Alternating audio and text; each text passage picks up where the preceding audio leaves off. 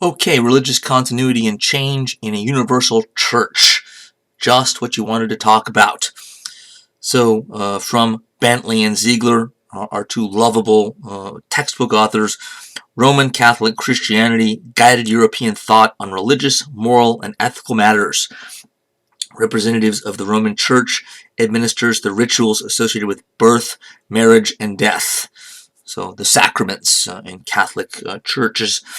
Most of the art, literature, and music of the High Middle Ages drew inspiration from Christian doctrines and stories. The spires of churches and cathedrals dominated the landscape of medieval Europe, testifying visually to the importance of religion and the pervasive presence of the Roman Catholic Church.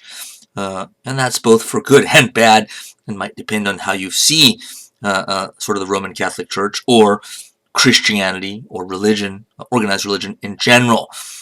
However, I think there's no doubting that the Catholic Church in Europe in the High Middle Ages had a tremendous impact and was sort of pervasive, as it says, everywhere. So in a way that I think is even hard for us to fathom today. And even in some areas where I think we might be inclined not to suspect or realize that the church had an influence, as we'll see going on. Also, Europe, right, is developing into all these separate kingdoms. England, France, Spain, eventually some city-states and places like Italy, but all these separate polities. But there is a shared culture. Now, each of those polities and countries and peoples, kingdoms, have some of their own customs and culture, language, of course, food as well. But there is one sort of overarching universal church, Catholic means that. That is that Catholic culture, right, and not just the religion, but the cultural features to Christianity were ubiquitous. So there was sort of a unifying presence within Europe, even if kingdoms are going to war with each other, and sort of there's a fragmenting of political power in a number of ways. This is a uniting factor, sort of back in the other direction. You can see that, of course, in the Crusades, where Europeans and European kingdoms cooperate across borders against foreign foes. So the church had that unifying element to it. Whether kings liked it or not, and sometimes they didn't, the popes of this period were very earnest in their efforts to unify Europe, not just religiously. Some of the popes here believed that they should call the shots, even politically. Certainly, they believed, religiously, spiritually, they called the shots, and almost all Europeans, including kings, agreed on the latter score. But with regard to political decisions, this is something that becomes quite a controversy and quite contested, as we'll see. Two of the most forceful popes in this regard are Gregory VII during the High Middle Ages and Innocent III a little bit later, but also during the High Middle Ages. Gregory VII got involved in one of the most famous series of events in all of papal history, the investiture controversy that unfolded over several years during his papacy. As one book author on the history of the popes says about Gregory, his strength lay above all in his singleness of purpose. Throughout his life, he was guided by one overmastering idea: the subjection of all Christendom, from the two emperors down to the authority of the Church of Rome. One of the emperors he's talking about is the Holy Roman Emperor, and I say that because this is the guy that he comes into conflict with in what becomes known as the investiture controversy. So this is a good example, a great example, and one of the most famous, of kings and popes, in a sense, battling it out for who gets to call the shots in Europe.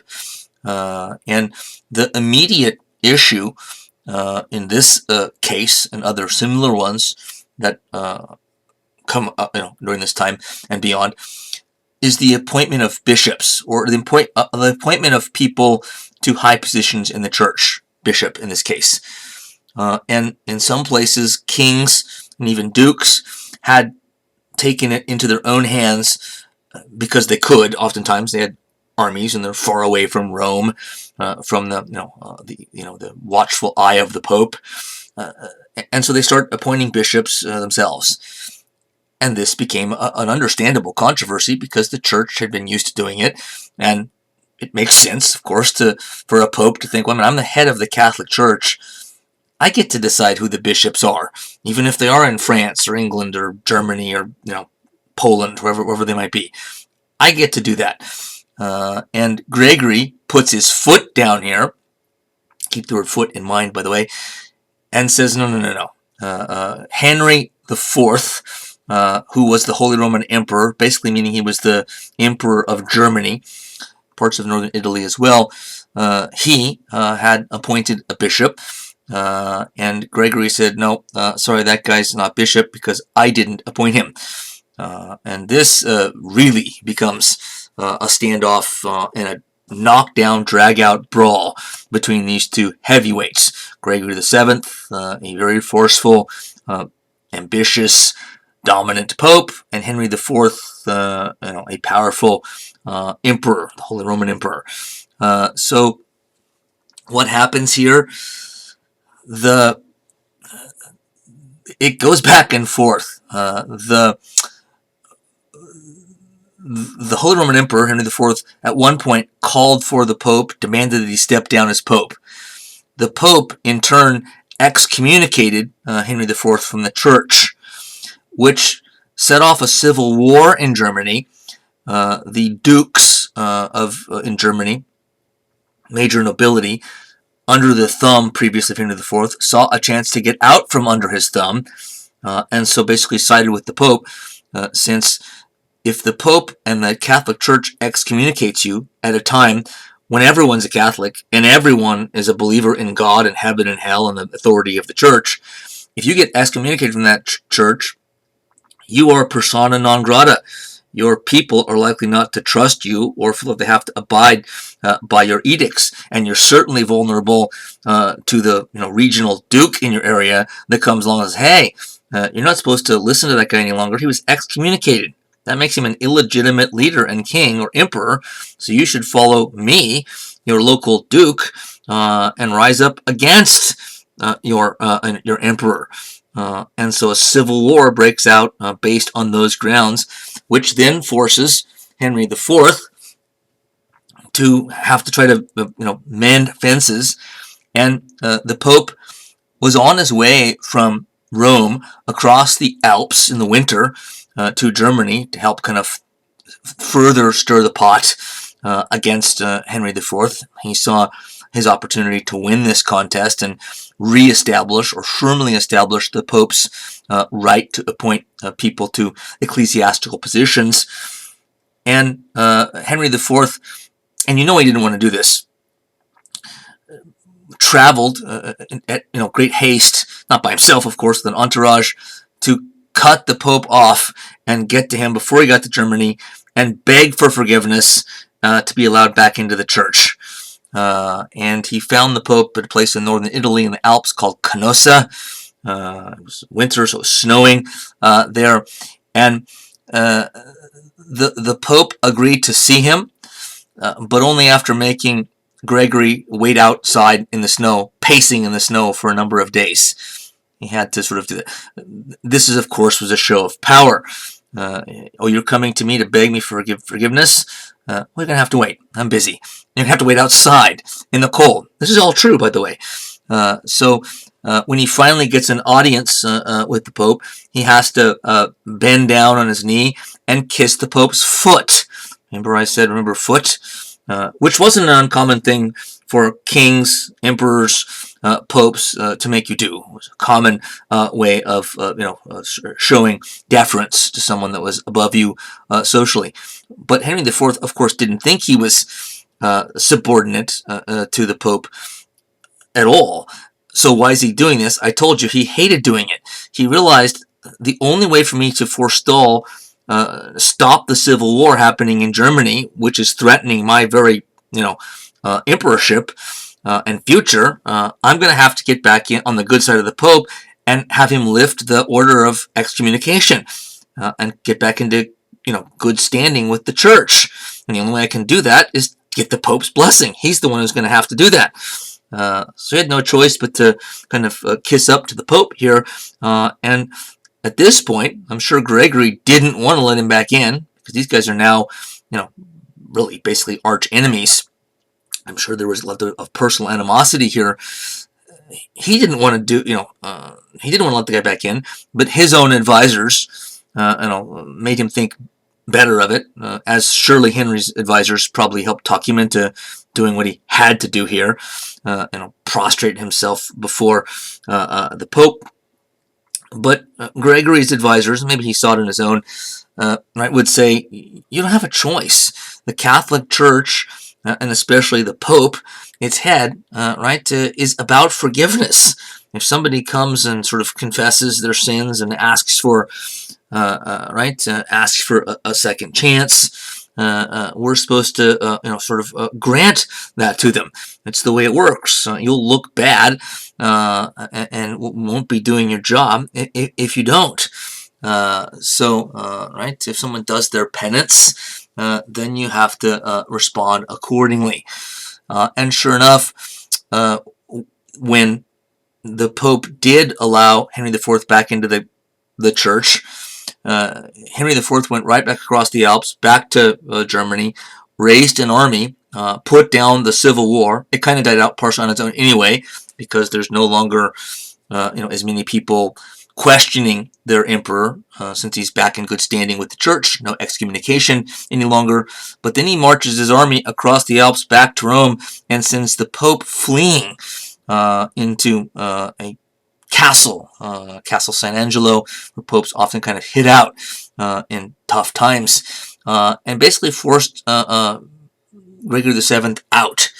And on the heels of this, there was kind of a compromise agreement after the fact between the Pope and the Emperor, or kings and emperors in Europe as a whole, who were certainly paying attention to what was going on here. This set a precedent, for other kings and rulers.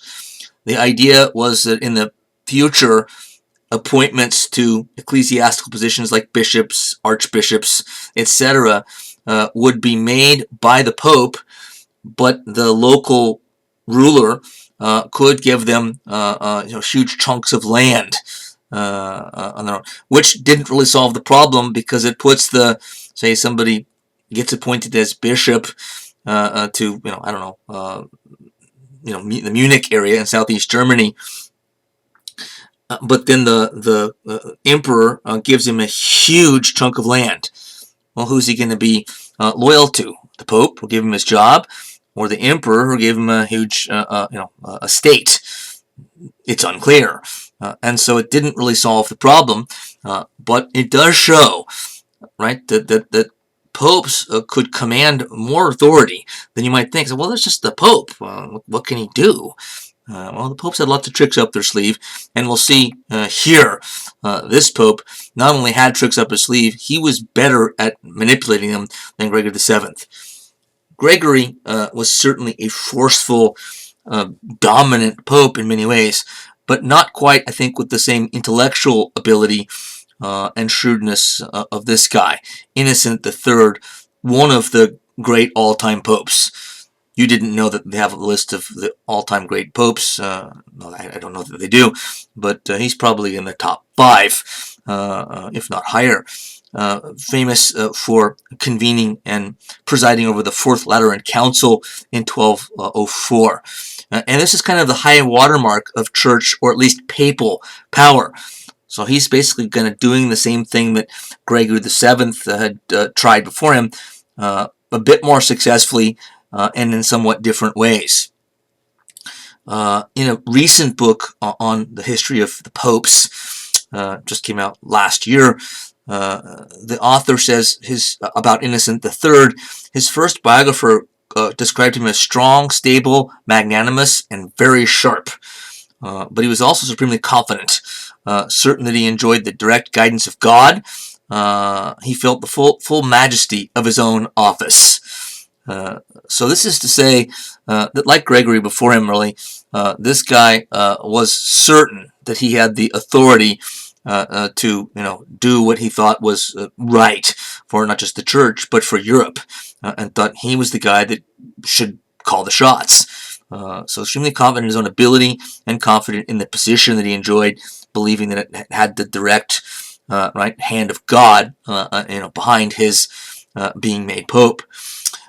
Going on from the same author, the keynote, key moment, the major claim to fame of Innocent's pontificate was practical pastoral reform.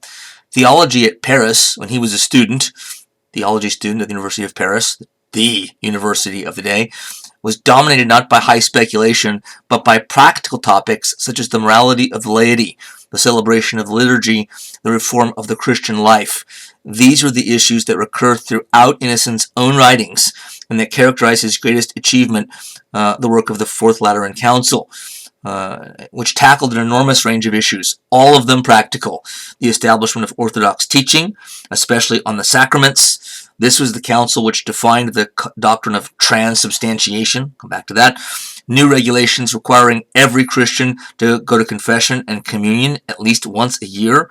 Improvements in record keeping in church courts. A tidying up and easing of the laws about marriage within the prohibited degrees of kinship. Rules for the better discharge of episcopal duties, and especially preaching and catechizing in the language of the people, and reform of the monasteries.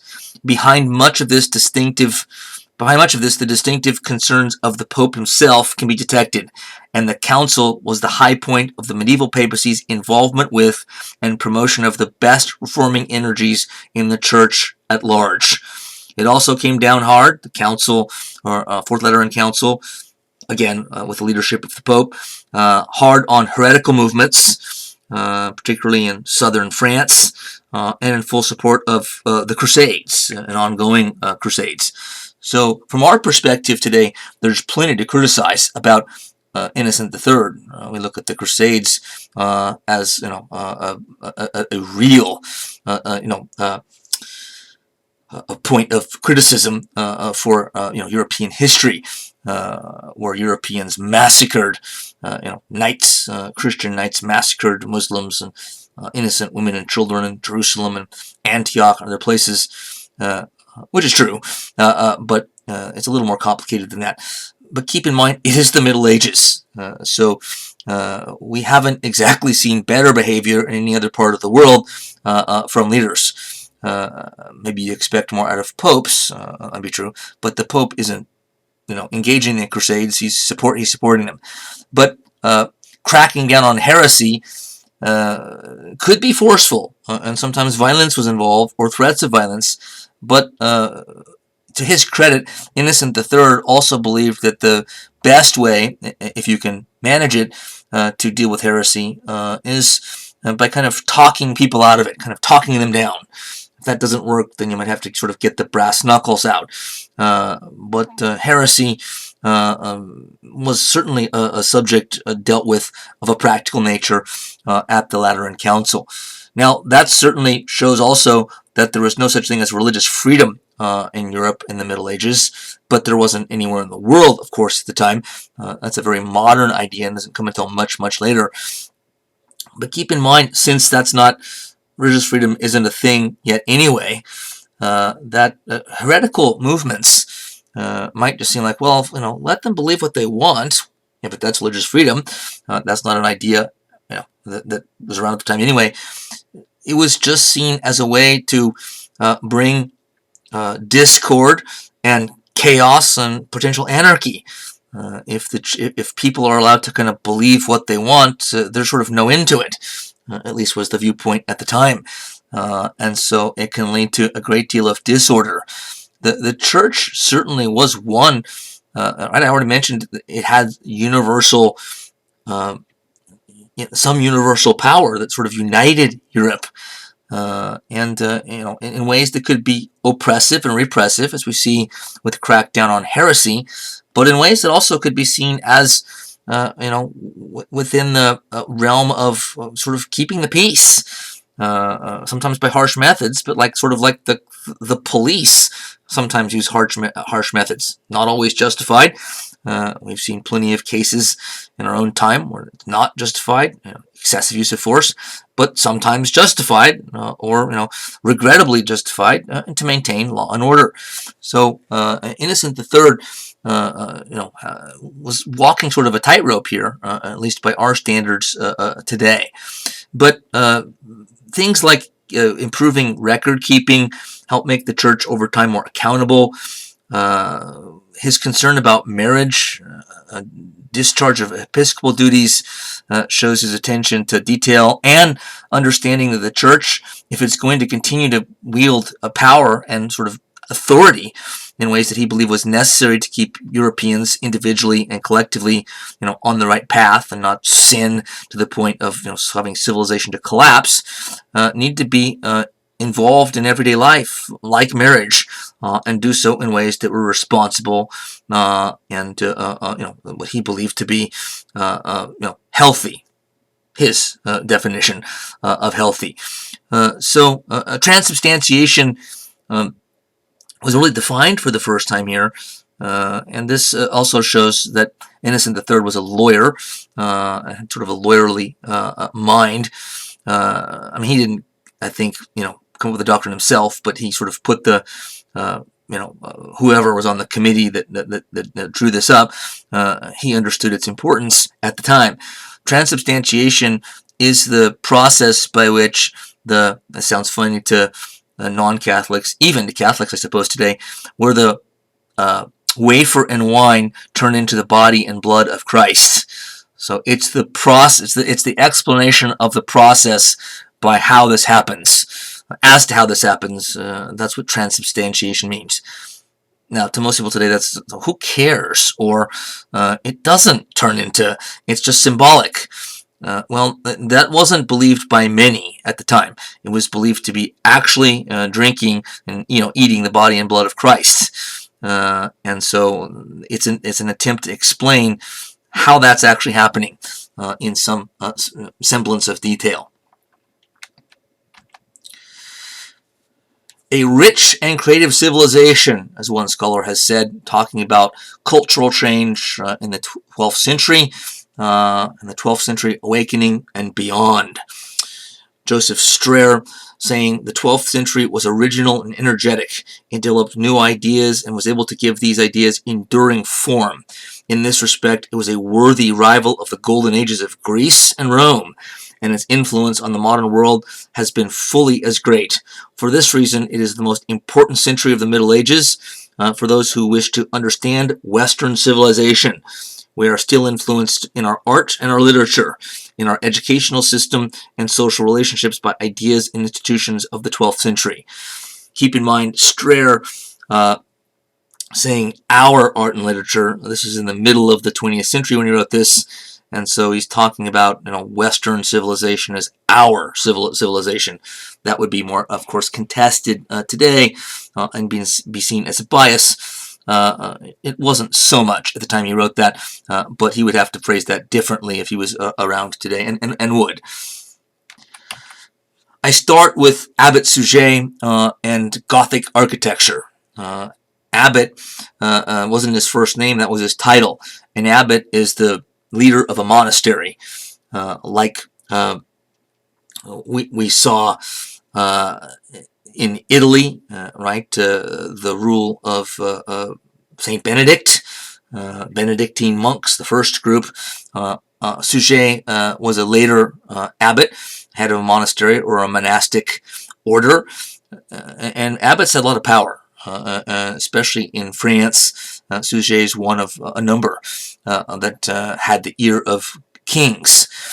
But what he's most known for is being the overseer of the project that built the church at Saint Denis, not as famous as Notre Dame today, but one of the first great Gothic cathedrals in Europe, in this case in France, which you see a modern picture of on the right. So the Abbot of Saint Denis, a powerful advisor to the king, Norman Cantor, says he regarded Saint Denis not merely as a chapel for the monks, but as a church where the populace of Paris could feel emotionally closer to the deity, God, than they could in the dark and squat buildings of the early Middle Ages, which was Romanesque architecture. This is now Gothic architecture, at least what we call it today. A devout but shrewd intelligence, meaning Suger possessed, who was keenly aware of the new popular piety and the yearning of zealous laymen for a more intimate relationship with the Lord. So Suger took this on as sort of his pet project. This was to him his kind of career and life-defining project. And again, he was the head of a monastery. He was a religious man. But his main claim to fame, and he sees it that way, is the construction of this church. But as the quote shows, he believed it was for religious reasons. I mean, its importance, and the reason that he should feel most proud of this project is not so much the technology behind the building, though that was impressive as well, but it helped, he believed, bring out sort of a sense of awe and sort of an emotionality, emotions about God when you enter this chapel and look at the stained glass windows. And I have to say, I mean, some of you may have already had the benefit of doing this. If you haven't, eventually, hopefully you will. But the Gothic cathedrals in Europe like this and others are unbelievable. From an architectural standpoint and many other ways, they're beautiful. And it does, he was right in a sense, I believe. Even if you're not religious, you come out of one of those cathedrals wanting to be religious, even if you don't ever become religious, at least for a while. Wow, that was, I can see how somebody would go in there and believe they were in God's presence, because it's just, these things just are magnificent. They really are. And so Suger was already aware that it kind of had this and could have this effect of drawing people in with just the spectacular surroundings of such buildings. Professor Perry, who I use as my author in a Western Civ class, this new style allowed buildings to have lofty, vaulted ceilings and huge windows, which permitted sunlight to flood the interior. Gothic buildings created an illusion of lightness and upward motion. The Gothic cathedral gave visual expression to the medieval conception of a hierarchical universe.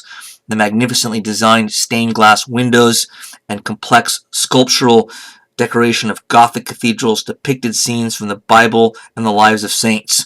Only in such an age of intense religious faith could such energy have been spent to glorify God. So you can see from both of those quotes how Suger would and did think of this project. However, in another sense, it does seem to kind of contradict what we at least are told about people in the Middle Ages in Europe, and that is that their concerns were otherworldly. They were concerned about heaven. They weren't concerned about the things of this world and material possessions, etc. They were otherworldly, thinking about heaven and getting into heaven, salvation. Well, of course, that's true. But the church, as we'll see, and we've already kind of seen with its acceptance of capitalism, is perfectly... This is something that's not, I think, very well understood. If you haven't studied world or European history, it's probably not something you come across. But the Christian leaders, the Catholic leaders at this time, including Suger, most of them have absolutely no problem with reason, no problem with progress, no problem with science, no problem then with sort of a rational, design for a church based on modern principles at the time of architecture and geometry and physics, etc. They have no problem with this world at all, even though yes, as you see from the quotes here, Sujet was certainly concerned and maybe even primarily thinking about how this is going to help people to feel more in the presence of God when they come to worship. Also, the whole project also seems to violate another Christian Catholic Church stricture, and that is the sin of pride. You weren't supposed to be, too proud of yourself, sort of take too seriously any achievements in this life, especially, again, material ones. Certainly a church is a material possession of sorts, and Sujet took great pride in this. But again, I think it's misleading because it assumes that the church had no ability to kind of adapt and no ability to kind of blend, a concern, for the otherworldly, the next life, for with an understanding of, hey, we are still, human beings, and we do still have ambition and pride, etc. The ideals laid out by the Bible maybe aren't meant to, be followed completely. Now, I don't know if that's not what Sujet himself thought, but I think it gives you a sense of how we might expect too much out of people in the Middle Ages, and we hold them to every single word that is sort of said in the Bible with regard to how people in the Middle Ages were supposed to behave or believe they were supposed to behave. The scholarship of the Middle Ages is, I think, vastly underrated to those that even know about it at all, and sort of absent as far as being on our radar screen today. We don't even, most people don't even learn or know that this High Middle Ages was a period of great intellectual sophistication and use of reason and philosophy. Peter Abelard, one of the most famous in this regard. R.W. Southern, another one of the greatest medieval scholars, also now deceased, 20th century scholar, said Abelard believed that it was important to apply reason to faith, and that careful and constant questioning led to wisdom. Oh, that's Perry. The quote from Southern is the next one. His dogged, and not that it matters, his dogged and unrelenting opponent was the traditionally pious but personally cruel Bernard of Clairvaux, you see on the right side. And it says at the top, Abelard versus Clairvaux, and this really did become like a boxing match between the two. They came to detest each other, particularly Bernard detesting Abelard and believing he was dangerous. So on to Southern's quote, in Bernard, thought and feeling are one, with a vigor of thought and practical application which ensured their survival and gave them a deeper importance. The imaginative following of the details of the early life of Jesus, and especially of the sufferings on the cross, as well as a cult of the Virgin Mary, became part of the Cistercian program. He was a Cistercian monk, an abbot, like Sujet, the Cistercians being one of the monastic schools. It was the glory of the Cistercian order that it not only provided the most solid and rational justification for these sentiments, but made them popular as no strain of piety had ever been popular before. Clairvaux didn't reject the Church's embrace of reason, at least part and parcel, but he did believe that it needed to be very much blended with feeling and emotion. And he thought that too much reliance on reason, too much speculative philosophy from theologians like Abelard, scholars like Abelard, was dangerous for the future of the church.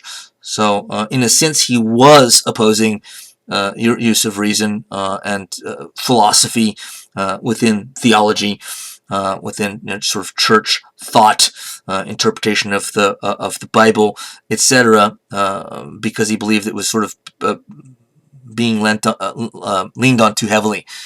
Abelard wrote a famous book called Yes and No, where he asked a series of questions, and he was trying to square certain aspects of Christian Catholic Church thought that didn't seem to, that more strings weren't tied together, things that contradictions. So that by asking these questions and then answering them through careful thought, he was, he at least he believed he was getting rid of some of these contradictions between what the Bible may have said on one hand and one of the early church fathers, like, I don't know, St. Augustine or someone else said on the other hand. But this is the kind of thing that Bernard thought was sort of too much. It's too much use of reason. And Bernard ended up hounding Abelard. And Abelard had to eventually be on the run throughout Europe with Bernard and his minions. Bernard was a very powerful figure. Again, I told you abbots could be powerful and have the ear of the king, and this guy included. So he had enough power to get Abelard, put him on the lam. Abelard eventually died, kind of a broken man. And Abelard had been basically the top scholar in Europe. Keep in mind, in these days, scholar always meant a church figure, theologian, and usually a monk, somebody that was, came from one of the monasteries. Remember, in the early Middle Ages, the only literate folks were the monks, so they were the scholars. That's still true here. That's why when we say Abelard was a scholar, which means he was a professor. But the professors were the monks, and what they usually professed was their knowledge of theology from their PhD in theology. Again, Abelard is one of many, just the most famous. In Abelard's case, his career was extra controversial because of a famous relationship. This is the story of Abelard and Heloise.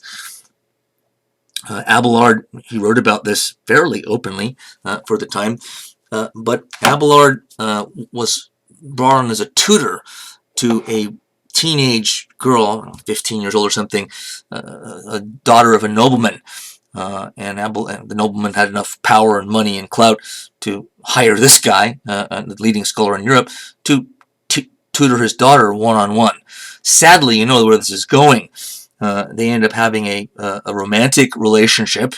In those days, 15, by the way, wasn't considered, statutory rape.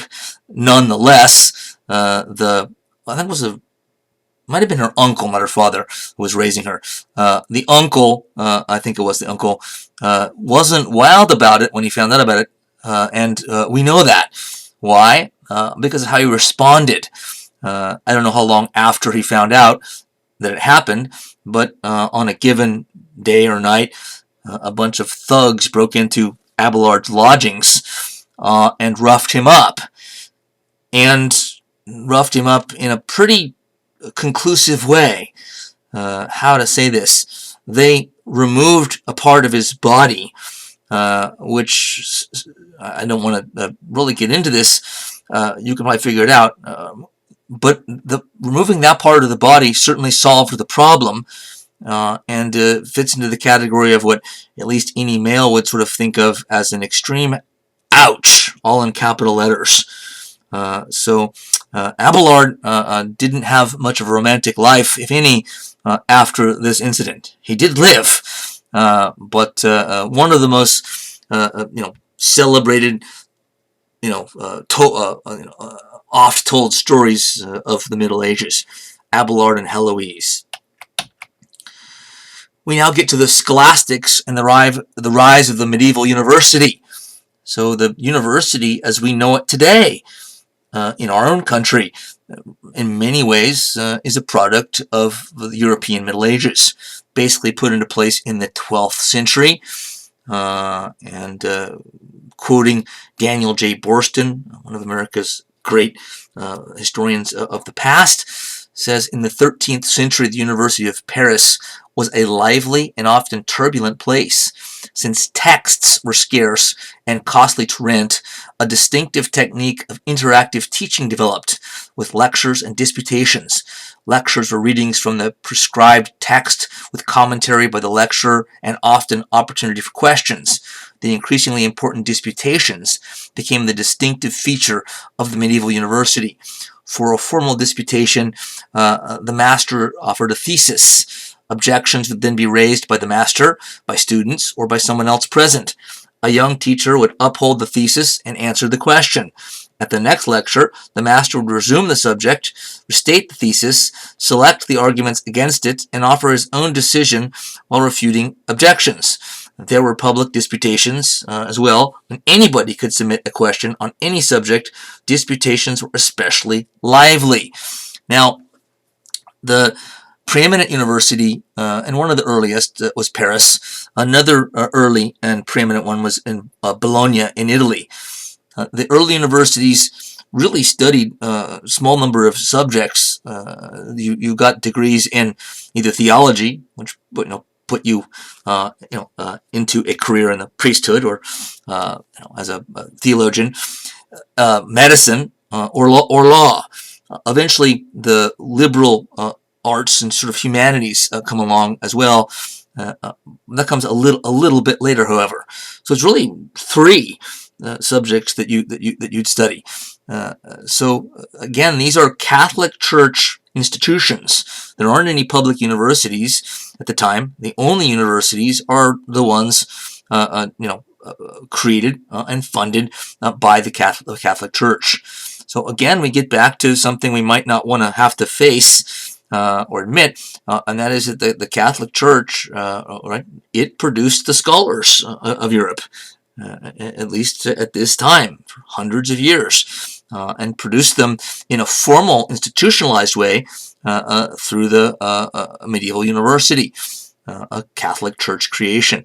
Scholastics is a reference to the name given that stuck to the theologians or philosophers in the universities at the time. Marcia Kolish, in a great book called Medieval Foundations of the Western Intellectual Tradition, talks about how much the scholastic philosophers, the Catholic Church theologians like Abelard, who came a little bit before the university, but Thomas Aquinas, we're getting to next, and many others, are often misunderstood in her view, and I agree with her.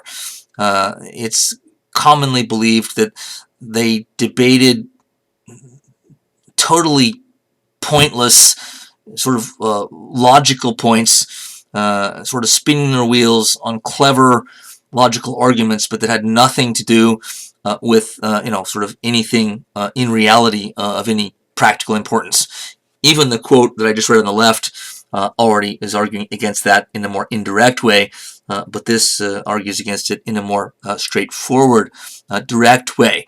So I think it's fair to say, and somewhat cutting against the grain of what we expect from the little we learn about the Middle Ages in our popular culture, that the Catholic Church, and there were exceptions. Bernard was a partial exception we just saw, but was fully embraced the use of reason, fully embraced Greek philosophy, and incorporated it into thing. Believed that reason was given by God, and so if God gave us reason, then reason must be in step with God. He must have wanted us to use it, among other things, to understand and sort of commune with Him. So they have, for the most part, had absolutely no problem with reason, and to go further, were positively effusive in their praise for the various uses of reason and science. All of those things were supported, so much so that there are many historians today, and I agree with them also, that believe that say modern science and modern technology today, we commonly learn that it was the scientific revolution and the Enlightenment later on in the 17th and 18th centuries, coming from the Greeks and the Romans, so all rational, but rational outside of the church. But what I'm saying is that there are scholars, and I assent to their overall thesis, that the Catholic Church and the Protestant churches eventually as well, just as much helped to push in the direction of science and technology and sort of the modern world as we know it today. It's often seen as, not that the church set back learning, set back reason, set back technology, set back science. That is just not true. We've already seen that the church made its peace with capitalism, which in many ways is in step with rational principles. So the professor here, Kolisch, says the scholastic faculty, reviewed past authorities and current opinions, giving their analysis of them and their reasons for rejecting some and accepting others. Altogether, the methodology already in place by the early 12th century shows the scholastics' willingness and readiness to criticize the foundation documents in their respective fields. More than simply receiving and expanding on the classical and Christian traditions, they set aside ideas of those traditions deemed to have outlived their usefulness. They also freely realigned the authorities they retained to defend positions that those authorities might well have thought strange and novel. Commentaries were now rarely mere summaries and explications of their authors' views. Scholastic commentators were much more likely to take issue with their chosen author or to bring to bear on his work ideas from emerging schools of thought or the scholastics' own opinions. So this is to say that contrary to sort of the common or conventional wisdom on scholastic philosophers or medieval theologians in Europe, they didn't just parrot what the church fathers said with no critical thinking or no real thought of their own. They just sort of memorized stuff, and students just sort of memorized or listened or wrote down lectures about what's true. It was, they told them to be true. Both quotes, left and right side of the picture, show a very active, sort of engaged process. Students and professors and lecturers alike, all being kind of involved in actively grappling with Scripture, actively grappling with writings by church fathers, commentaries on earlier writings, the writings of the Greco-Roman philosophers and tradition. So this is a much more active, sort of reason-oriented education coming from the Catholic Church, the medieval university, than I think we've been led to suspect. Unless and until you start studying it, as you can see, I have, way more than you probably ever would want to, if you'd want to at all. Which brings us to the culmination of everything we've been talking about with regard to the learning of the High Middle Ages. Thomas Aquinas, kind of like the Isaac Newton of theology, or Einstein of theology. Culmination of the Greco-Roman Christian synthesis. This had already been going on to some degree, but he sort of did it better, more extensively, with much more erudition and in much greater depth and breadth than anyone before him. In his classic work, Summa Theologica, written over several years, it's so immense, he brought together a Greco-Roman learning, meaning Greek philosophy primarily, with Christian theology. There'd been a debate in the early Middle Ages about whether Greek philosophy should be embraced by the church or rejected. So again, about how much reason should guide Christian faith. And that had already been decided by the early Middle Ages, more or less in favor of reason is in. And Aquinas took this, in a sense, to an extreme. He wasn't the only one. He just did it, again, probably in a more brilliant and thoroughgoing way. So he's the one who firmly and fully brought together, let's say, Aristotle and the Bible, Aristotle and St. Augustine, and brilliantly. And he's often misunderstood because he was a theologian, a PhD in theology. Aquinas came from a noble background in Italy, studied at Paris, taught there, and is one of the leading lights, not only of the Catholic theologians, but he's one of the most, I would argue, brilliant thinkers in European history, maybe even world. Jonathan Hill on the history of Christian thought, book that he wrote, the Summa, his magnum opus, is no dry, dogmatic exposition, but a journey of discovery. It takes the form of a series of questions, arranged thematically. For each question, Aquinas considers a possible answer and presents a wide range of arguments in its favor, drawn from reason. A warm spirituality grounded very firmly in the life of the Church. He had a strong sense of the role of mystery in religion. Aquinas is sometimes underrated as a thinker. His reliance on earlier tradition can make him seem unoriginal. In fact, Aquinas' use of the authorities, meaning the earlier church authorities, at his disposal, and Greek philosophers at his disposal, is one of the most interesting aspects of his thought. He recognizes two distinct sources of knowledge, reason and revelation, meaning revealed religion through the scriptures. So there are two ways humans can come to know things, through their own intellectual observational powers and by being directly told by God. Basically, Aristotelian, in his way of thinking, he argues for God's existence on the basis of observation of the physical world. So once again, we see here in the most famous work of the intellect of the medieval world that there's a synthesis between, again, Greek philosophy, reason on one hand, and a Christian belief on the other hand. And Aquinas very much believes, and part of the one of the main themes of the Summa Theologica, that one of the ways we know that God exists is by sort of looking at the physical world and observing it rationally, and through kind of experiment and observation, that this is perfectly in keeping with belief in God. In fact, they go together. So that there's two ways to know, right? Your reason and through observation and logic on one hand, and sort of religious experience, being sort of connecting with God. David Berlinski, a current intellectual, an incredibly gifted intellectual and writer, says the largest intellectual personality of the 13th century was Aquinas. A master of the high scholastic method, his genius was organizational and logical, and even, in its largest aspect, legal.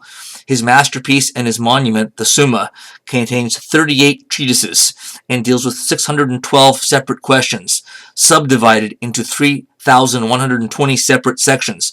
In all, the work asks and answers 10,000 questions. It is a cathedral of thought, inviting admiration, but not affection. We grasp things in nature by grasping as best we can causes and their effects. In the world of sense, as Aquinas says, there is an order of efficient causes. This book, if we can call it that, it's so huge, is so devoted to and dominated by rational thought that it's been criticized for being too rational, from coming from the pen and the mind of a Christian theologian, an ordained priest, and member of a monastic order. But nonetheless, it is as he says, a sort of a monument, a cathedral to reason. Just the fact that it's organized, on such a vast scale and subdivided into so many categories, shows sort of a keen, sort of rational, organized mind at work here. Moving to a separate topic now within the High Middle Ages, we get to the chivalric code, courtly love, and what's sometimes called troubadour literature. You probably know what chivalry is, right? This was sort of a code of conduct and a value system primarily designed for knights. Cantor, in one of his books, says chivalry has both a broad and a specific meaning. The broader sense implies that the customs of a warrior class were coming to be replaced by the mores of aristocratic gentlemen. In a more limited and specific way, chivalry has been identified with the ideals and practices of courtly love. In the troubadour lyrics, ladies are addressed in a sentimental and gentle manner unknown to the rough lords of the early Middle Ages. So this can be taken too far.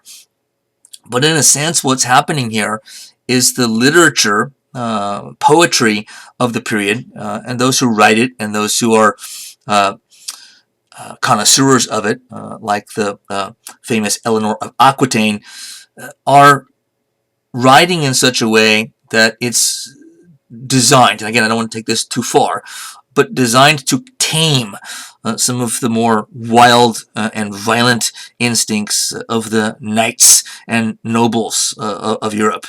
So chivalry was trying to improve their manners, improve their conduct, to replace their warrior values to some degree with more gentle and generous values. You can see on the left some of the principles of chivalry: be fair, be loyal, be generous, be just, fight against wrong, etc.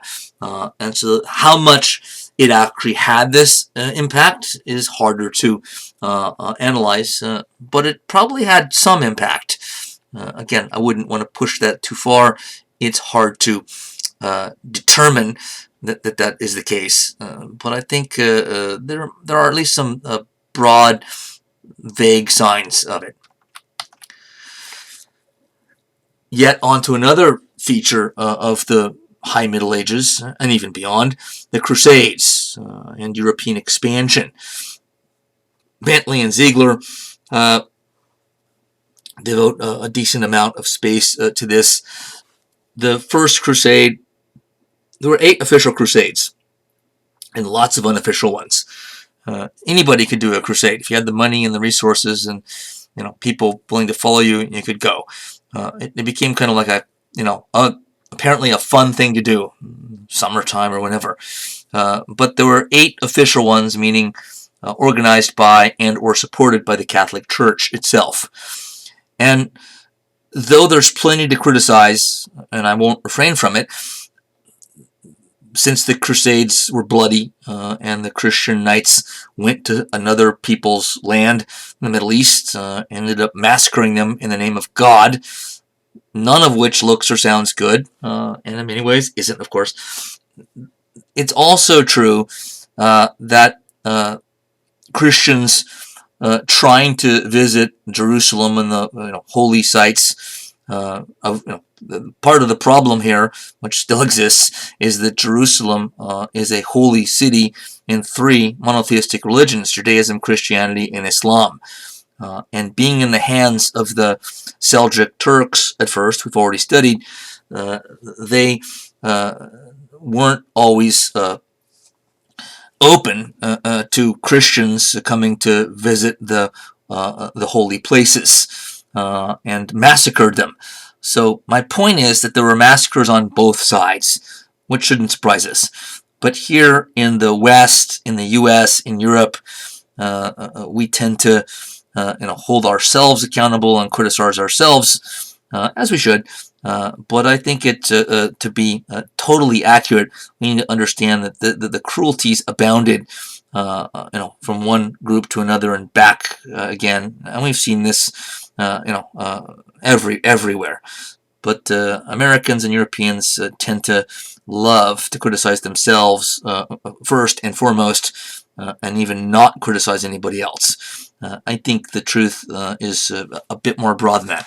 But certainly the Crusades were bloody and vicious and did include massacres that, by today's standards, there's nothing we could say in defense of them.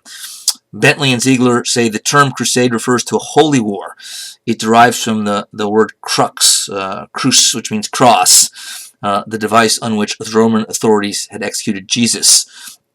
When a pope declared a crusade, warriors would take up the cross as a symbol of their faith, sew strips of cloth in the form of a cross on the backs of their garments, and venture forth to fight on behalf of Christianity. The wars that Christians fought against pagans in the Baltic and Muslims in the Mediterranean were crusades in this sense of the term, as was the campaign waged by Roman Catholic Christians against Cathar heretics in southern France. That was set in motion by Innocent III, the Fourth Lateran Council we already talked about.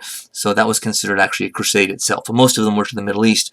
In popular usage, though, crusades generally refers to the huge expeditions that Catholic Christians mounted in an effort to recapture Palestine, the land of Christian origins, and the holy city of Jerusalem from Muslim authorities.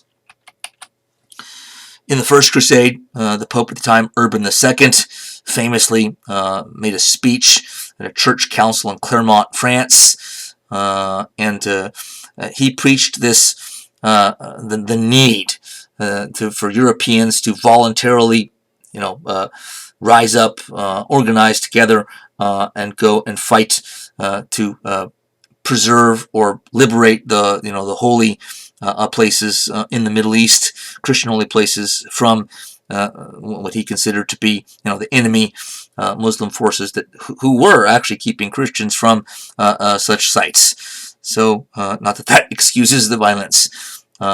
Supposedly at the end of the speech, the crowd in unison yelled out, "God wills it," which if that actually happened, as the documents say, it would indicate that this was sort of orchestrated, right, by Urban II, who appears to have been a gifted, sort of political operator, gifted at propaganda.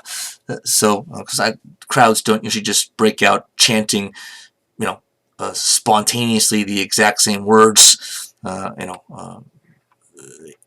without being prepared to do so.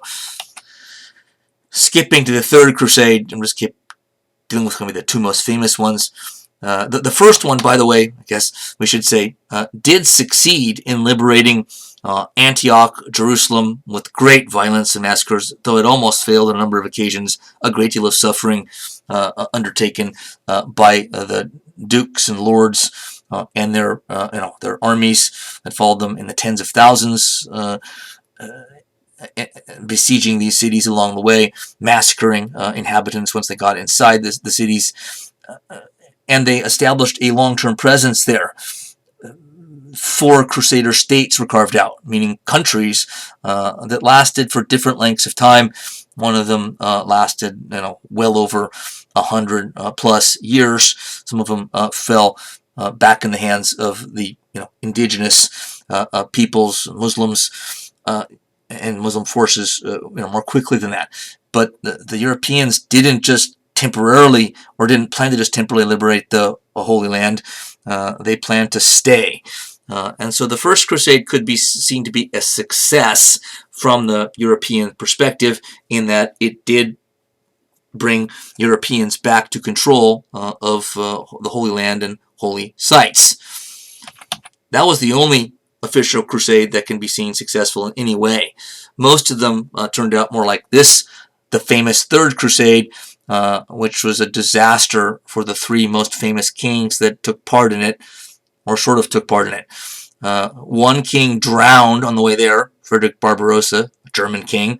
One was captured, Richard the Lionheart of England, in the middle. And the third, Philip Augustus, famous, powerful king of France, just kind of showed up for like a photo op and then went back home. He didn't really fight in the crusade.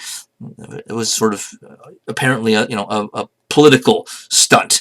And the real winner of all this was the great Muslim political and military leader Saladin, who Europeans came to worship and idolize after the fact, which is somewhat odd.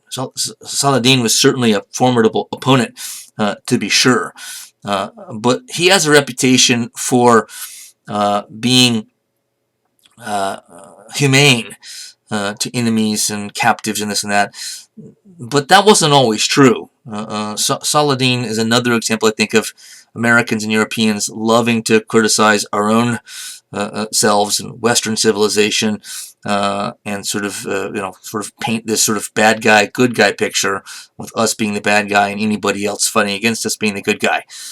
Saladin, I think, has a much more mixed record than that, as all these guys below did as well.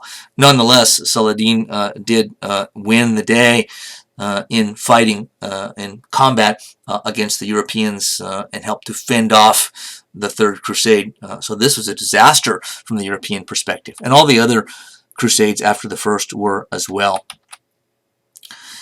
Which brings us now to the late Middle Ages, medieval society in decline, and its sort of autumn years. This picture, I think, makes that relatively apparent.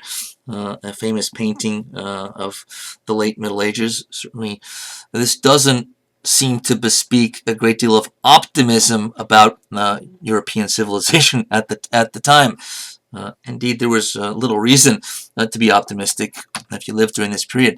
So the two most outstanding features already mentioned of this major, decline in European civilization, or the Black Death and the 100 Years' War. We'll get into some of the decay of the Catholic Church too before signing off.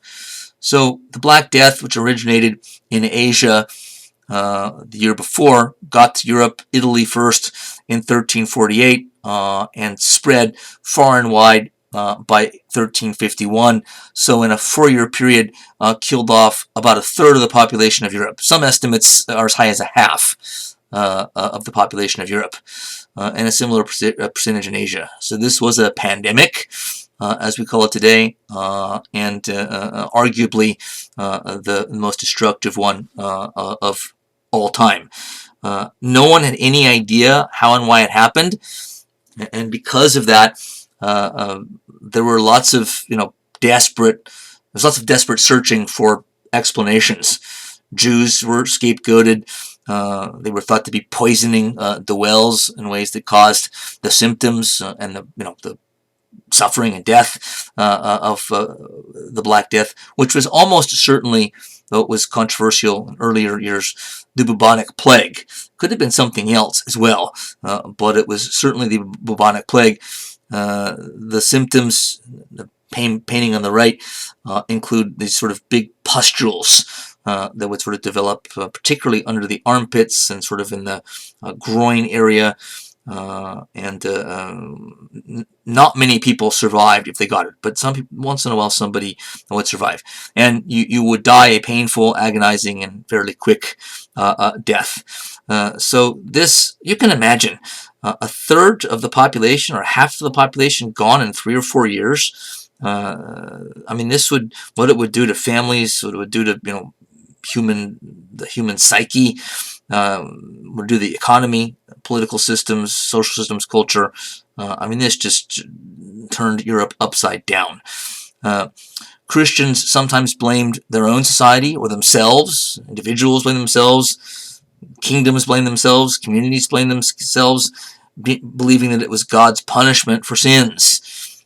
Right? There were whole sort of groups that formed to go around self-flagellating.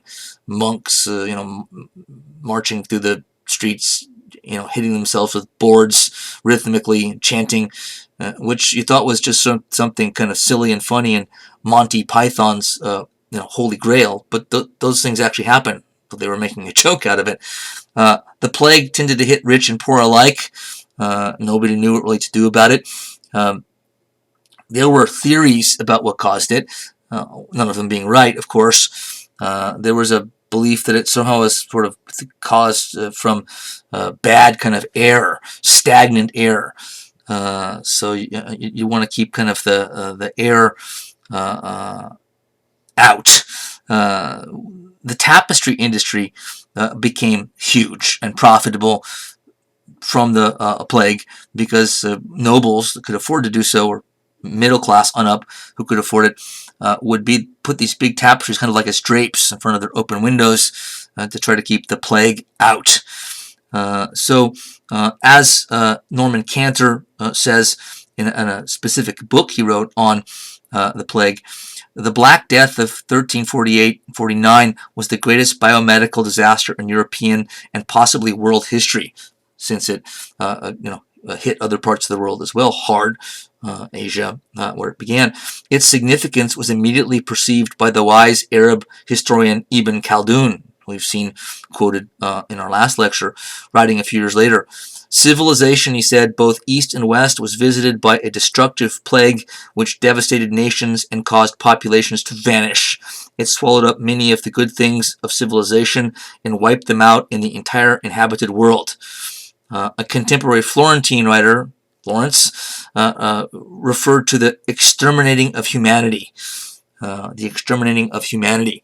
So this was not just a, an absolutely unthinkable, almost unimaginable level of human suffering, but it caused a gigantic, tidal wave effect hitting, again, politics, the economy, and everything. Oops, went the wrong way. What caused it? Well, you probably know this by now, or at least in general. It was bacteria carried, a disease carried by fleas that got onto live rats, black rats specifically. And the fleas, if they went from rats, got off the rats and sort of jumped onto human beings' ankles and bit them, and they had the bacteria, then it could infect and did infect humans. The plague was then transferred from person to person as well, though I'm not sure we know entirely how and the degree to which that happened, since medical knowledge was certainly not what it is today. So part of the problem in diagnosing this is that those who actually diagnose patients didn't always do so with consistency and with the kind of standards that we would use today. But you can see from the map in the lower right, one of the reasons, maybe the major reason, that this became a pandemic, and that is trade and trade routes. And we've already dealt with this a little bit when we were talking about the Silk Roads and Asian or Eurasian trade. But you can see some of the trade routes here. This is how the pandemic spread so rapidly, through much of the world in such a short time, 4 years, because of the huge trade and long distance trade. So anytime a ship from one place docked in port somewhere else, and sailors got off, rats jumped off the ships and now scurried into the town or the city, then the plague spreads to there, and on and on and on. If that wasn't disastrous enough, the 100 Years' War comes basically right around the same time, although it lasted for far longer. Thankfully, well, I should say thankfully, but at least one of the events only lasted for 4 years. By the way, on the other side of the plague, it actually proved beneficial in the long run, not for anyone at the time, but in the long term proved beneficial for wages for working people, for kind of peasants and average commoners in Europe, because the population decreased so much. There was a huge demand for workers and labor, which meant the wages went up. Nobles and rich people had to pay more. Cold comfort, admittedly, but it did. The plague did actually benefit future generations, at least the average. It didn't benefit the rich so much. The 100 Years' War was a conflict between France and England, across the English Channel from each other, mainly because English kings ruled and held title to so much land in France. A lot of this through marriage. Right? You probably already know that in European history and other places, sometimes royal families will marry their sons and daughters sort of into the other's family, and now there's a connection which sometimes ends up having some strange inheritances. So England had so much territory in France. French leaders and kings eventually got to the point of saying, so to speak, this can't be allowed. How can the English own so much territory on our side of the channel? So this is really I'm saying this in a very general way, what brought the two countries to war. And it lasted for 113 years, but that's misleading. There wasn't combat in every year. There were they took some time off. There were some intermissions here as well, but it didn't get decided until 113 years later. They don't call it the 113 Years' War, I guess because they're just rounding down. Sounds a little more awkward, so we'll just settle for 100. Close enough. In the opening phase of the war, the English inflicted huge defeats on French knights at the famous battles of Crécy, 1346, Poitiers, 1356. Also famous, the English used longbows and longbowmen, which meant they brought peasant farmers, people living in the countryside to fight. Remember that in the early Middle Ages in Europe, and even into this period, the knights were rich guys. They had to pay their own way. They had to pay for their expensive armor and horse and weapons. So the longbowmen were something relatively new, and the French didn't have them. So longbowmen, and these guys were usually experts, not because they were really trained, but because being able to handle a bow and arrow was a source of food if you were a poor person in England. You go out and hunt with your bow and arrow before gunpowder weapons. So these people were untrained experts with bow and arrow, and they fired thousands and thousands of arrows by the minute into the air at French knights, wreaking havoc on their horses as well as on their bodies and persons. Their armor would often deflect the arrows, but there were creases, and if it went through a crease, then the knight would not necessarily make it or at least be wounded. But oftentimes it would generate so much chaos and confusion and fear, and the horses would either get hit and go down or bolt and go crazy, either way throwing off the rider. And try getting up in a full suit of armor. This isn't chainmail by this time. This is full kind of sheet metal armor. It's extremely heavy. So once a knight went down, it was hard to get up, especially since in a number of these battles the conditions were rainy and muddy and slippery, so it made it even harder. And the English had these guys, I think they were called routiers, who would stand kind of in the forests, kind of in the woods on the side, and their job was they had these long knives, and it sounds like I'm making this up, it's like a movie, but I'm not. When they'd see a knight or knights go down and kind of flailing, struggling to get up, they'd run out from the trees, scamper around, and put their daggers through the creases in the armor and finish the guy off. So the arrows would often sort of just get the guys thrown from their horses or knocked off their horses, but these other little guys are standing nearby, which you can kind of see actually in one of in the picture here on the left. I kind of picture them as like little elves for some reason. I don't know why. They weren't elves. They were grown men for the most part. The English, by the way, in some of the years in this war, they didn't mount any official military campaigns, and sometimes, sort of like the Crusades, English soldiers of fortune or soldiers who, lords who were, well, boy, we don't have a military campaign this summer. What do we do? Let's organize one of our own. And what they ended up doing was just terrorizing the population and villages, towns, and cities of France, going just to one after another, looting and pillaging, abusing the population, raping, pillaging, killing indiscriminately women, children, old people, and just left a terrible wake of destruction and death, as they went through town after town. But this was mainly just a grab for loot and money. So some of the war was very unofficial, and not that the official part was much less or any less violent.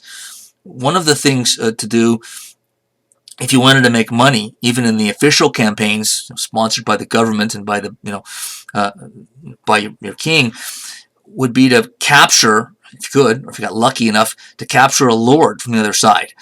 If the English soldiers capture a duke, a French duke, they ransom him, And of course, his family wants him back, and they usually have the money to get him back. So why would you kill the Duke when you know that if you hold on to him and advertise that you have him, they're going to pay you handsomely to get him back? There were even brokers that developed kind of a niche business in sort of having connections on both sides and brokering deals to get French nobles back to their homeland and back to their homes and families for a profit. The war, Hundred Years' War, is odd in its trajectory because the English were winning for most of the war and won all of the major battles for a long time. We saw Crécy and Poitiers decades later in 1415. Agincourt, all three were victories for overwhelming victories, blowout victories for the English. Agincourt, yet again, the English famously used the longbows with thousands of arrows going up per minute or per second, or per every few seconds, and wreaking havoc on the French knights. Also with bad weather, knights slipped and fell, couldn't get up. This came under the rule of the famous King Henry V, made famous maybe mostly because of William Shakespeare's play that bears his name today in the famous St. Crispin's Day speech. Shakespeare puts these grand patriotic words in Henry V's mouth. But the English controlled most of northern France from that point, and it appeared that it was going to conquer France. The English king actually trying to claim a right to the French throne. It wasn't actually unthinkable that that could have happened. But at sort of the crucial moment, a young, illiterate peasant girl appeared, the now famous Joan of Arc, who claimed that God had commanded her to drive the English out of France. And this rumor started to go around about this young girl who sort of God was speaking to. At least that was the story. And she was saying it. She might have really believed it. It might have really happened. Who am I to... I have no idea. Nonetheless, what's most remarkable is the King of France. Did I say England? The King of France got word of this, and I guess out of desperation, decided to interview her and conferred with some of his advisors after interviewing her and decided to give her control of troops and an army to drive the English out, as she said God had ordered her to do. So she actually ended up rallying demoralized French troops who were used to losing battle after battle. In 1429, she helped to liberate the besieged city of Orleans. The English had the city surrounded, so the siege is, and she broke the siege by leading troops there. And she was a young, a teen. So did this show military skill on her part? Probably not. Not because a girl or a woman or a teen couldn't do so, but she wasn't trained. Right? She didn't have any experience in military combat or military training, not at all. So this is probably more of a psychological effect. If the troops rallied behind her in a way that gave them a boost on the battlefield, helped them win, and it appears to have, it was probably because they believed that God had sent her, and that it was a sign that God was on their side after all, which many had probably been doubting for a long time now. Does God really support us? It looks like he supports the English, because he certainly gives them victory after victory after victory. It wasn't just Joan of Arc, however, of course. Towards the end of the war and later battles, and you can see this from the picture there, primitive cannons were being used, artillery. So the French were among the first in Europe to use artillery effectively on the battlefield. But in the end, though the English won most of the battles for decades in the war, the French ended up victorious in the end, meaning that they drove the English out of not all, but most of the land they had previously owned and controlled in France. The latter Middle Ages also sees a huge crisis in the Catholic Church. What's sometimes referred to, there are other problems too, but this is the most famous part of it. The Avignon papacy between 1305 and 1378 saw all of the popes that are on the screen here in the picture. They moved from Rome. The Pope had always lived in Rome, and well, it had always been an Italian. These are still Italians, but they usually came from the Italian nobility or the Roman nobility, Roman nobility in and around the city of Rome. But the French kings, France was becoming increasingly powerful. This shows it. Forced the popes to live and do their business in Avignon, a city in France, which means they're now under the watchful eye of the French king. And so this was not taken well by many Europeans, especially if they weren't French, and certainly not by Italians. So this caused a lot of unnecessary disturbance and caused a lot of Europeans to start to scratch their head and doubt the authority, the legitimate authority of the church. In a book on the papacy, one scholar says the criticism of the papacy was on the rise. The conflict weakened the position of the papacy, meaning the popes, in the areas of jurisdiction and doctrine. Adding to the difficulty was the fact that many held the papacy principally to blame for the downfall of the church, no longer as viewing the papacy as capable of reforming the church.